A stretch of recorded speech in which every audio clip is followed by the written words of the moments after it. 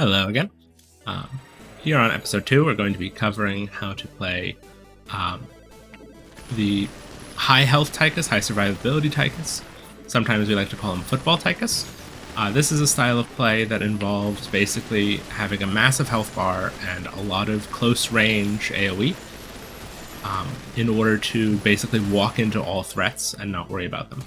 Now, Tychus has one of the best early games, similar to Raynor's actually, because he has good early scaling and great AoE. It is harder for him to really pressure the queen, but he can still start putting pressure on the first hatch after the first shot. And that's really what you want to be doing with most characters, but with Tychus and Raynor, they can start like without much out of their first shot. So here we're just going to try and get what we can. We got 6 levels, 5 points. So this build is going to be Firebat and Liberator based, and one other unit. In this case, we're already offered the Goliath, so I think we're going to take it. Out of these options, I'm tempted to just use our Banish, but I'd rather use a Banish when we can hit 3 things we don't want, especially since we only start with the 2 rerolls. Yeah, same case here. A couple of early levels in Goliath are enough to help in the early game. The Goliath does pretty decent damage, attacks pretty quickly. It's not great against anti-ground. We're mostly taking it for late game anti-air, but it is pretty great for early game. The Hellbat is great for early game because, or the Firebat, excuse me. The Firebat is great for early game just because it has that extra light damage. Obviously, with just 1 point, it's not going to be doing a lot. More units early is better than less units early. But having a good circle of Firebats, which we should have not too long, is going to be key. So rather than putting pressure on the hatchery, since we don't have quite enough units yet, we're instead going to just take this little space between a bunch of hatcheries and try to tease a couple of units closer to us. We don't need munitions this build, at least not yet. In fact, I'm going to talk about my passive setup a little bit. We're going to have the 2 health passives, so we can evolve Firebat and Liberator, so 2 defense. We're going to take the 2 speed passives so that we're faster. We're going to be stronger with that. We're going to take the 2 money passives, here's one, and that leaves us with 1 slot open. So that can be Resocialization, that can be Stimpack. We're going to take Stimpack to make our Liberator stronger. And here's our Liberator. Oh, let's take Pickup Radius because we don't have the Evolve yet. Extra Firebat is always really good. Extra points in Jorium is nice, but we want to upgrade our units before we worry about everything else. Here's actually another option if we don't want to take Stim or Ordnance. We could just take Advanced Optics and have the Vision. We don't really need the Vision with this game because we're going to face tank so much, or with this build. As you can see, already just having the Liberator and a couple of extra Firebats is making clearing this much easier. We can already start to pressure this hatch. You want to throw grenades or throw unit damage, anything you have at Larva early on a lot so that you can get the extra Larva points, or extra Larva heals. Particularly in challenge runs, having a lot of extra Larva helps a lot because you can heal off of it and not worry. Now the Liberator ability, the Liberator normally does damage in the slowly revolving circle. The Liberator ability instead will just start targeting the highest damage units when you press the button, as we are doing now. Now, tragically, it will only target units even though it can hit buildings until it evolves, at which case it will just hit everything. So we want to get that Liberator evolution first. Of all of the units, I would say the Liberator is probably the biggest jump before and after evolving.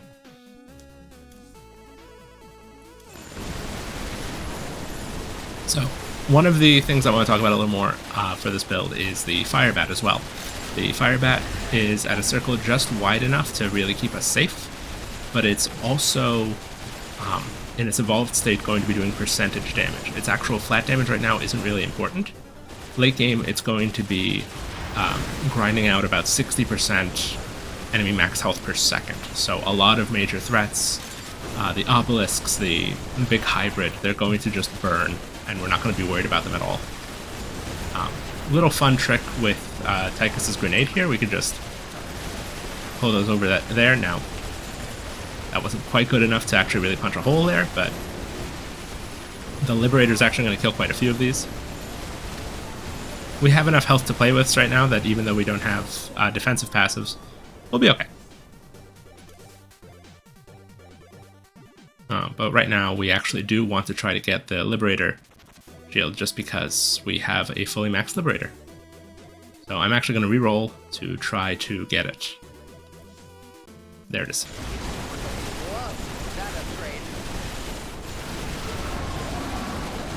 And now that's part of why we save Larva, that we can back up and get more health. Now, healing sources in this game don't scale off your max health, so you usually don't get a lot of value out of max health, and here we're taking it not because max health is necessarily the best passive.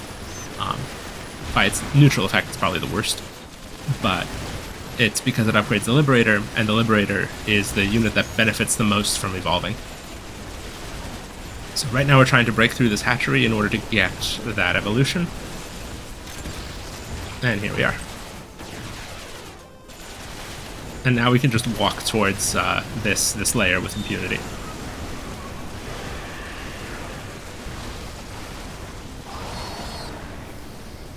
Isn't that fun? Let's take the extra Goliath. Let's take Smart Servos. We could take Stimpak here, but I'm not sold on what we want as the last passive just yet. We do want the Hellbat passive though, or the Firebat passive. I'm going to be making that mistake a lot this game. Now, the first slot is always going to be a unit, so you can reroll pretty safely once you have all your units selected. That's a benefit of Tychus, because no matter what, even if you don't get something you want, you can still, pick something after you reroll a couple of times. That's part of why we're not, aggressively banishing as much, because reroll is stronger before we've selected everything than it is for Rain.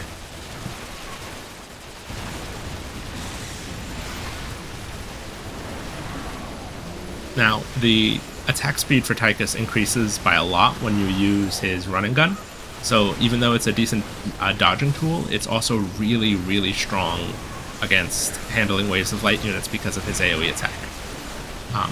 Even though we're not playing into the hero damage on Tychus, we still can deal with the lower health light units pretty well with him. Now, once we have evolved Firebats, that won't really be a problem anymore. I don't want to undersell how much Goliaths are also helping. Goliaths deal a lot of damage in little bursts to light units, so they cover ground pretty well early game.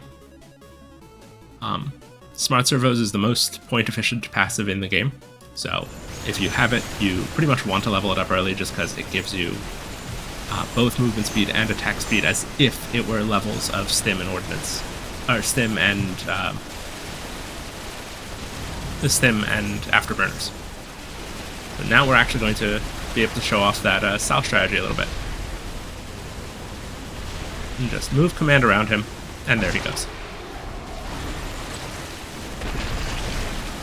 Now we're almost at another override targeting matrix. Playing into mount cooldowns is really important for basically any build that uses a mount, which is most builds, honestly. Even if you're not using one particular mount or another, you want to play into the mount benefits. Now, because we have even just one level of Juggernaut plating, we're pretty safe to walk into bases full of links, and now we can just blow up everything in our way.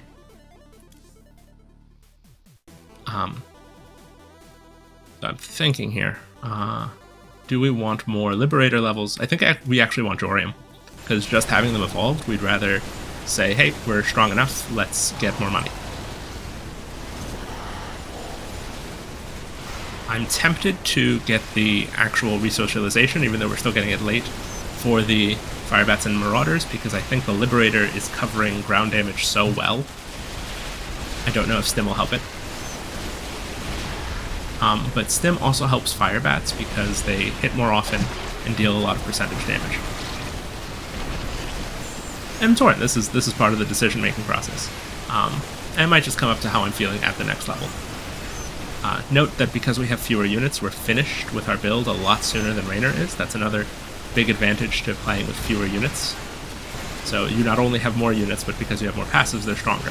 Passives are better than units, because you'd rather have a small number of... the chest procced and that rolled the shop. That's funny. You'd rather have a small number of really, really good units than a large number of mediocre units. That's part of why we want to evolve, and evolve quickly in the first place. So, at this phase of the game, we are safely just going to wander between the chests and the bounty objectives, just because we're safe to. Because this build is so safe, we're not even in a rush to try to clear hives before certain benchmarks. In fact, keeping them alive for when the artifacts are up can make spawning the chest in a good position to clear them easier, but we're not going to worry about that too much. Every one of those obelisks is going to die at about that speed because the Hellbats, every Hellbat applies percentage damage with their burn, and it scales up extremely quickly. It's part of why we're going to want Stim, because they apply that on hits. Yeah, we're going to go with Stim then. I've decided. So even when I make these videos, when I make these builds, I'm not actually completely decided on what I want to be doing right off the bat. Builds in this game are really flexible. We took movement speed there over Rax damage because we have units in every single type. It doesn't really matter to buff any particular one, so we'd rather get just movement speed just because it's a really, really strong passive. Yeah, we don't want resocialization, we want to actually get Stim when it comes up. Do we spend the reroll here? Yeah, why not? We don't really need many rerolls late game, pretty much at all, so the earlier you can get any value out of them, the better. For important passives to pick up later, we're probably going to want percentage health, just because it's going to make playing extremely aggressive late game even better. And here we want to play aggressively just to be able to go up ramps and just blow everything up. You know, if we were hiding like we were with Raynor, we wouldn't have nearly this comfort. Try to accept the rewards from chests as soon as possible, because otherwise you're actually going to be, you know, you're going to be running around and waiting until your next chest or waiting until the shop to actually get the benefit, when, you know, an evolution is too important to let go, or a couple of levels of money stuff is also too important to let go. Yeah, we're going to take another Goliath. We're going to take another Goliath. And we're going to take another Firebat. Units over passives, especially instead of health, because while we're using health, it's not really that important to us.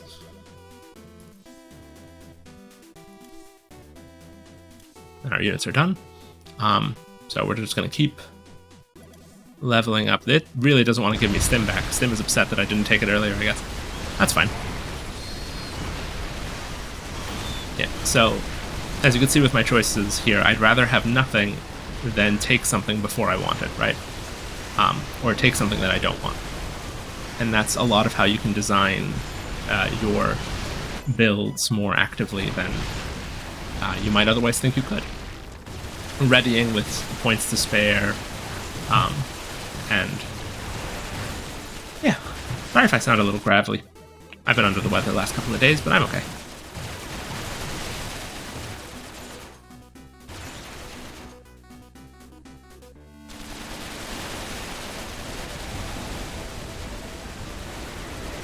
Yeah, you want to do those kind of motions with Firebat-based builds, because Firebats will... You want them all hitting, ideally repeatedly. Yeah, we'll take the last armor hit. And now we want to go clear this hatchery cluster. There's 4 layers here. I thought it was only 3, wow. This could have definitely been a really funny way to show off this build, but it should be good enough.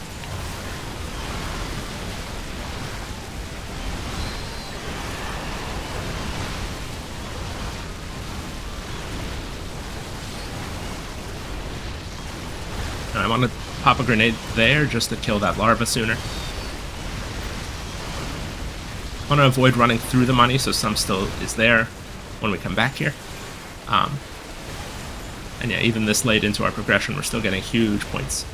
So this coming up shop is really sneaky because at 15 minutes is when the artifacts come up, and you might be tempted to spend these points now because you want to, say, finish your build.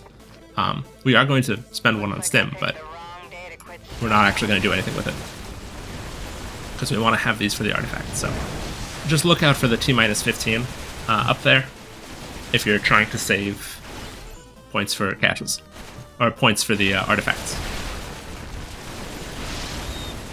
In this case, because we have the chest still open, or because we have the freebie from getting all of the hatches still open, we're even more ahead level-wise than we were at the Rainer. And that wasn't because we were playing the Rainer poorly, that's just the cost of having 5 evolutions instead of 3.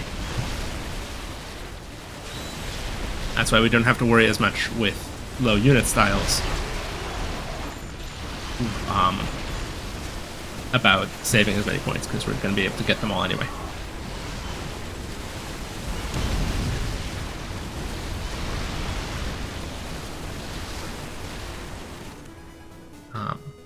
Put the armor back on.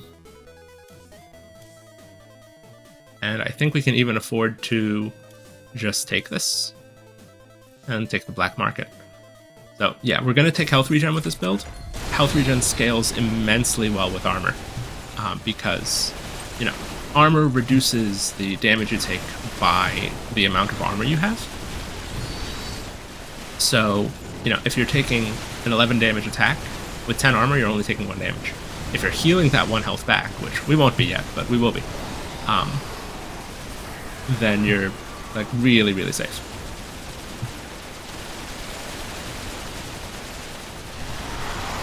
And now we're just going to pop this to clear this layer really fast. Or was this a hive? I'm not even sure.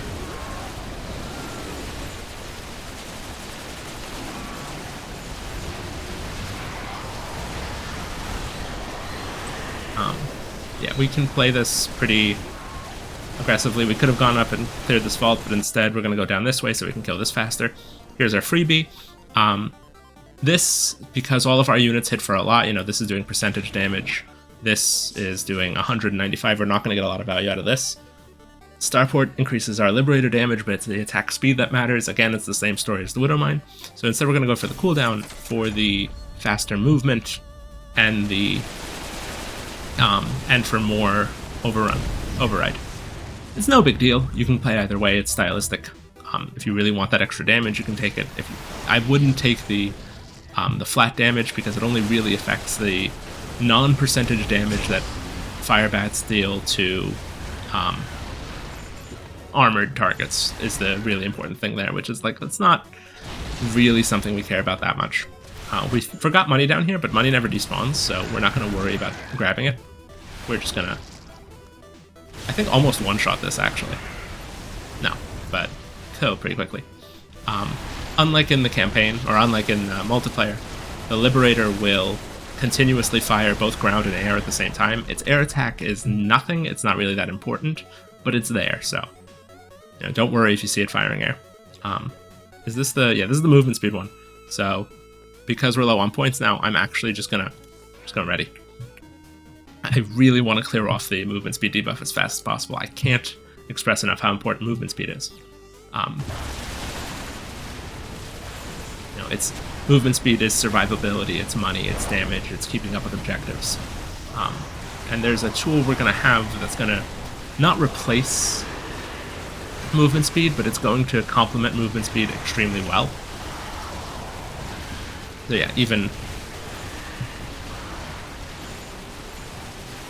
though, you know, the Hunter Banes deal a lot of damage, we can still walk straight through them, we can grab health. The idea is we want this health to sustain us until the recovery becomes the main way that we keep health up. Which won't be for a while, because we haven't put any cache levels in, but we will.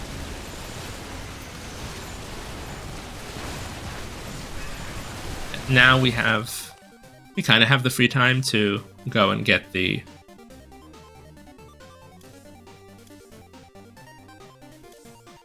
and we have the rest of these are done, yeah. So we kind of have the free time to go and get the money, but even now we're in no rush. You know, the bounties only really matter late game. I can't express that enough.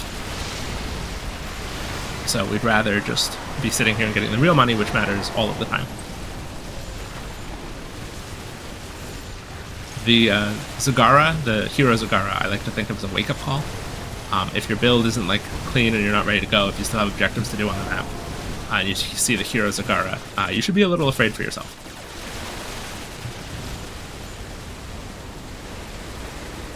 This, because of how much percent damage we deal a second, you're gonna kill every like major objective in 3-4 seconds with this build. Every ground one. Just because you're dealing pure percentage damage with the fire bats. That's also part of why I ended up going with attack speed. Yeah, these are all done. We can grab another cache. Rapid recruitment is going to benefit our fire bats and our Goliaths. Factory damage is just going to benefit our Goliaths. Primary damage, we're not scaling our hero damage at all, so we don't want that. So even though we're not going to get any benefit from primary cache or from rapid recruitment for a while, it's okay. We need full 30 levels. We'll get there.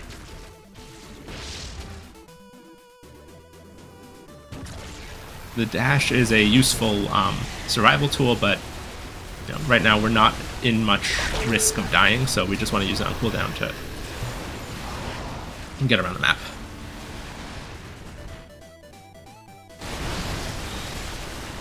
Kill what we can as we walk to each side objective.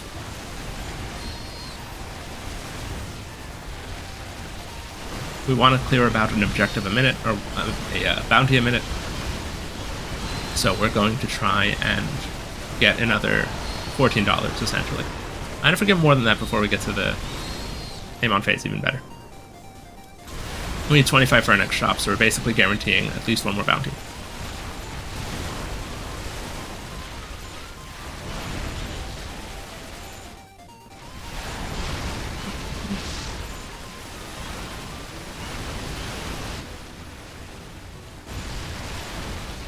Yep.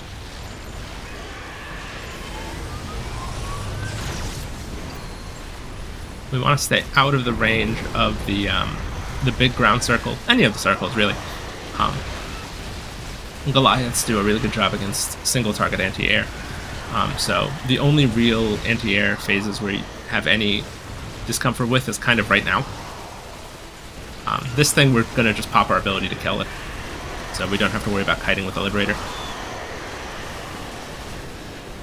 It takes some finesse to move it around, but with the new ability that we can use, a lot of the times the targets that would have required the most finesse we don't have to use.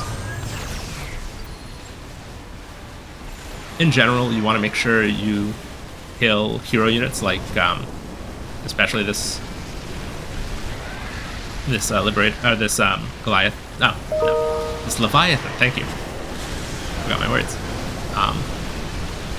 Yeah, this is going to be the single sketchiest part of the game, and it's completely fine. Ultras don't even do enough damage when they do get to us to like scare us immediately. They have to like hit us either en masse or really bully us. Thank you, Goliath, there for sniping the side objective off screen. And this just becomes a money phase.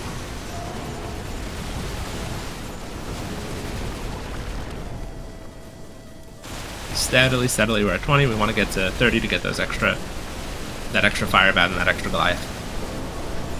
But we don't really have much say in whether or not we get there, other than do we sit there and farm money versus do we run around and get objectives. And the difference is minimal because we're still going to be killing stuff and grabbing money as we run. That's why pickup radius is so valuable. It's speed and it's money. Passives that do two jobs like that tend to be really, really strong.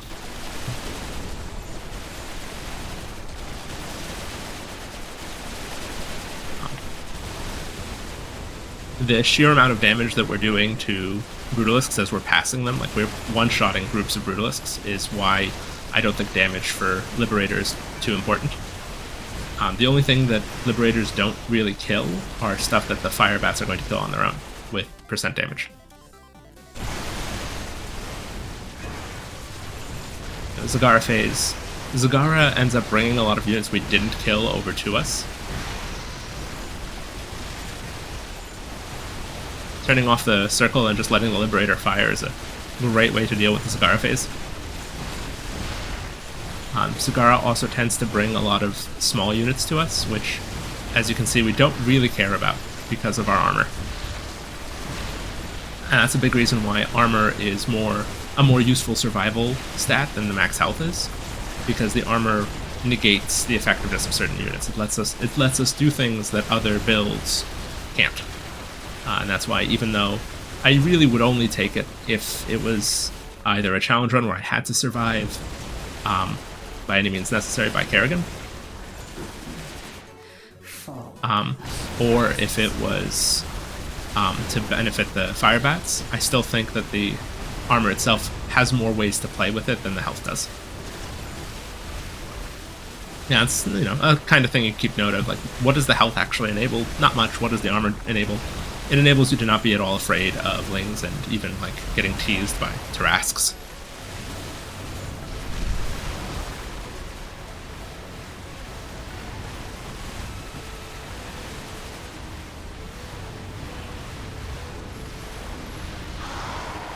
Yeah, this air phase is a little tricky for us, but not anything too large, nothing too scary. Gonna use the auto fire on this just to get through the objective faster.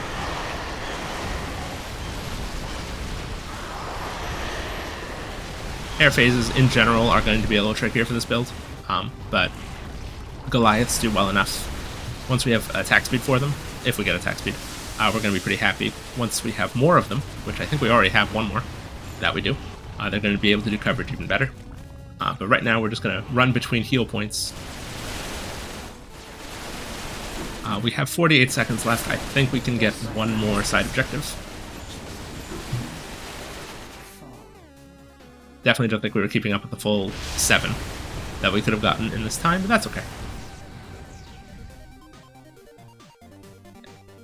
It's definitely not a build that can just easily farm Kerrigans, but we'll be okay.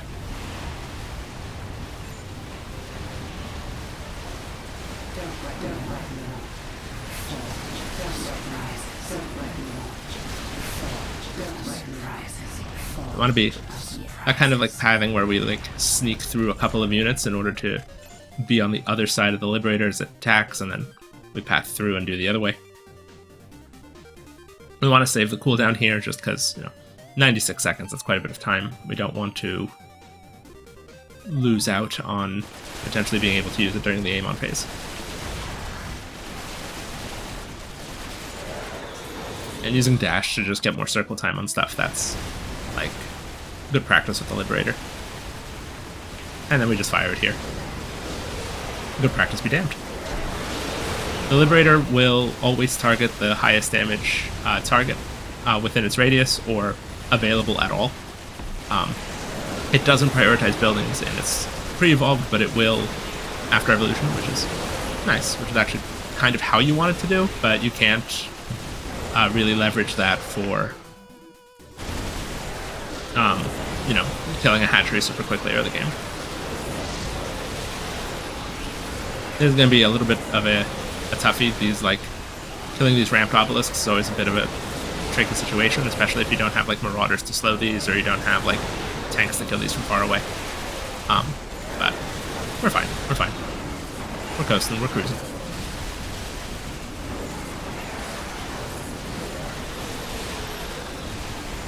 Yeah, maybe, like, now's our chance to get through? Yes. Yeah. You have to be, like, opportunistic about pathing. But in exchange, you get to really quickly and cleanly kill obelisks like that. We want to let the Goliaths go to town on these guys because they'll drop some health. It's not much, but it'll be less health. It'll be more health than we lose because they only do about 2 damage a tick. All of our points into the cache as usual.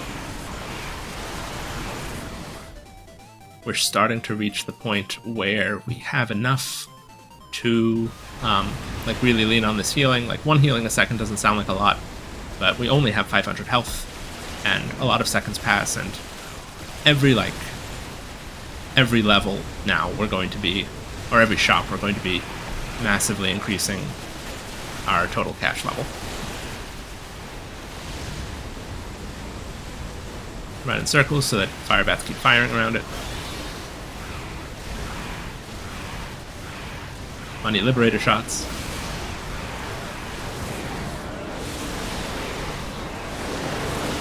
Terrible, terrible damage. Yeah, mount damage here is huge. Because now we're actually going to be doing,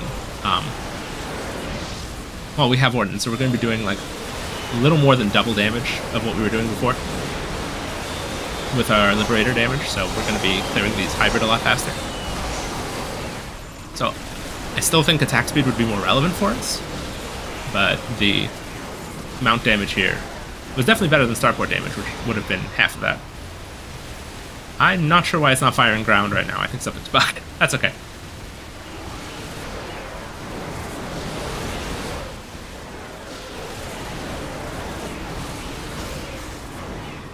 Now, this is still in active development. It's complete and released multiple times over, but if you find a bug, tell Crazy on his Discord.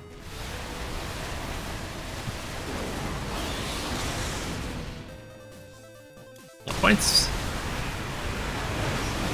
So yeah, nothing is going to survive for any amount of time right next to us, so long as we're not walking directly into getting attacked, we're extremely safe.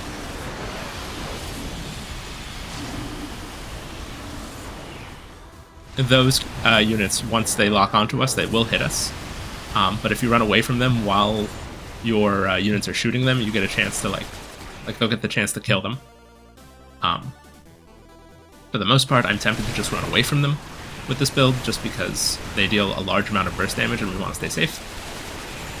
You know, we're at the point where we're safe until Amon shows up, so why risk it, right?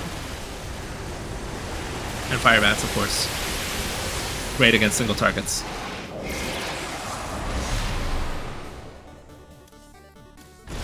We're not going to be able to hit that 30 this game. It's completely okay.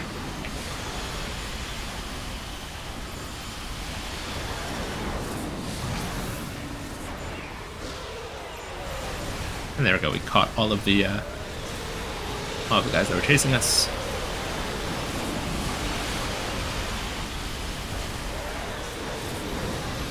Even though we haven't leveled it up at all, the actual damage of our gun is still doing a little bit.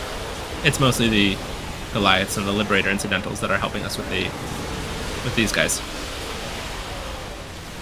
What are they called? Reavers. No, that's the regular guys. Screamers. Oh, nice name. You can also use Grenade to crowd control in situations like this, so even though it's not going to do much damage, it's still really useful to get everything into Liberator Zone. It's one of the synergies of this build I really like, and we make use of that build. We make use of that ability better than a lot of other units do. A lot of other builds do? Yeah. Because everything we're doing is ground splash, so grouping up ground is really effective for us. And the grenade moves everything around, it even moves the thrashers around even though they look like they should be stable to the ground.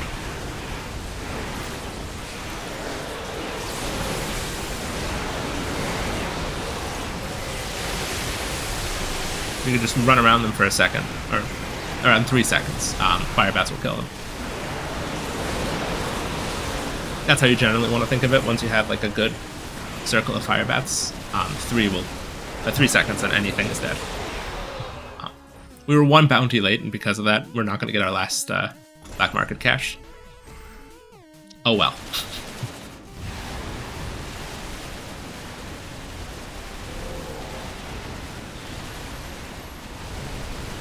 I'm just going to let it fire.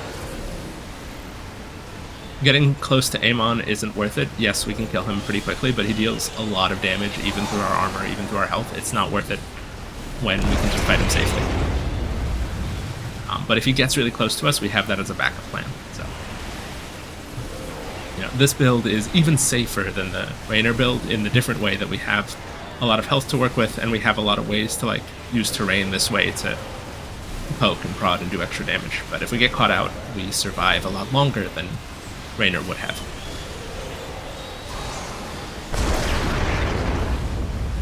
Is this in the spirit of football, Tychus? Not so much, but it works. Yep, we let it fire again.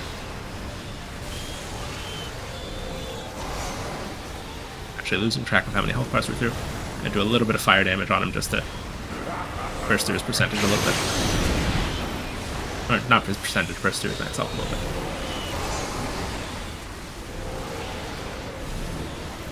Actually curious how ballsy we can be about this. Pretty ballsy.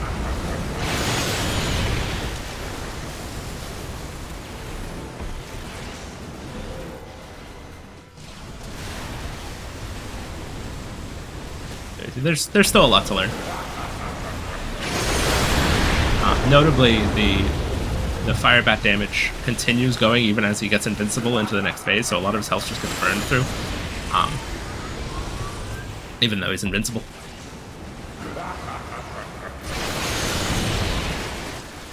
You can't keep damaging afterwards, so you can't stack enough to kill him beforehand. But you can stack quite a bit. And so now, yeah, we have more than half our health, so we're just going to run pretty much directly at Amon, fire our big laser. And see, Amon went to town on us, and we survived. And that's GG. Yeah, that's a very different style of play than I think a lot of builds geared towards, but that shows you how you can be a little creative about putting pieces together. Hope you enjoyed.